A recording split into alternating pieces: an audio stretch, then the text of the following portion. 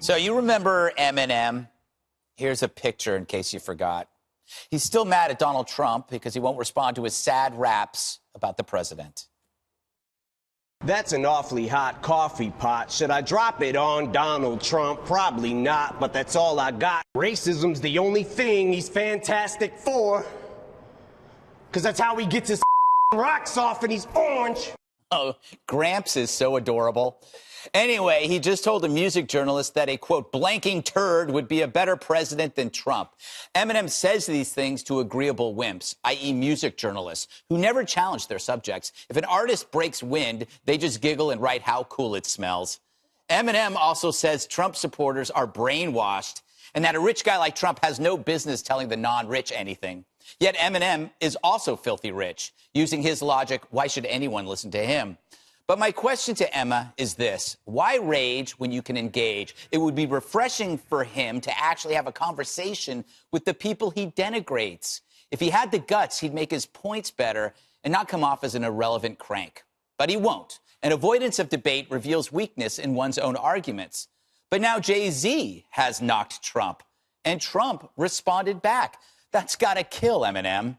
Apparently, Van Jones asked Jay-Z about the low black unemployment rate under Trump. Jay-Z responded that it's not about money at the end of the day. Isn't that weird?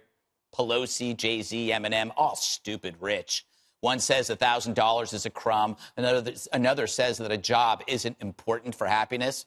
Why is it only the really rich say that? Because they don't need either. Well, except for Trump. He never says that. Maybe that's why he's president, and they aren't. Kennedy, you are an alum of MTV. I find it interesting. Van Jones, I love him. He's a very nice man.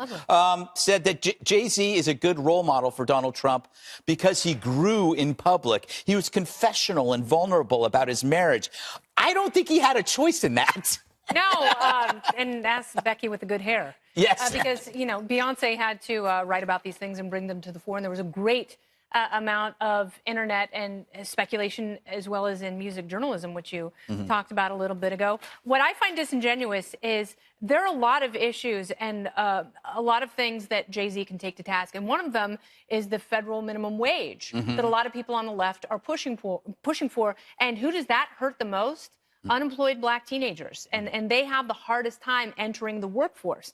That's a real issue. But saying that money doesn't buy you happiness, it doesn't when you're rich. Yeah. I mean, a statement like that shows that you can be really rich and super miserable, but for those who have zero mobility and no choices and no chance of moving up, a little bit of money and a nice job sure would be refreshing, considering how the cards have been stacked against many people that Jay-Z is supposedly defending. You know, Juan, part of the criticism to Donald Trump was that he found Trump's the S-hole comments to be hurtful. Has Jay-Z ever listened to his own rap lyrics about women? Yeah, I'm not a fan of that kind of stuff. I think it's misogynistic, and I think it's damaging to young black people, but the biggest audience is young white people, actually. Fair point, simply by numbers. Right? Yeah, not by percentage, but there's just more white. No, the percent. The most people who buy that kind of music are white. Because blacks are, what, 13% of the population? No, but I'm saying even in terms of percentages, it's overwhelming who the fans of rap music are. There's a larger number from which to therefore pull a larger percentage. No, he asked about percentages. No, that's you asked about she's right. percentages. You're wrong. All right. Well, anyway, both in percentage and absolute numbers, the white audience is bigger, but I worry about it in terms of the black audience. But let me just say in response to you that I think it was Donald Trump who said wages are too high during the campaign, and he still won. So I don't understand that. But when it comes to something like this being hurtful or damaging, I don't see how you get away from that. That's what the man said. All right, Jesse? I mean, I love Jay-Z. I just think he's getting soft. Ooh. Jay-Z's hurt. You must not need anything from him right now. I have no need for Jay-Z. Super Bowl tickets. I just listen to your music, and I don't listen to anything else. But he doesn't deal anymore, so you don't need anything. Greg, I told you that in confidence. But, I mean, your feelings are hurt, and you're a rapper. Your feelings are hurt. Come on, man. And then you're saying, you know, black unemployment, you know, record low, and he's saying it's not about money. Every song he sings is about getting more money. Yeah.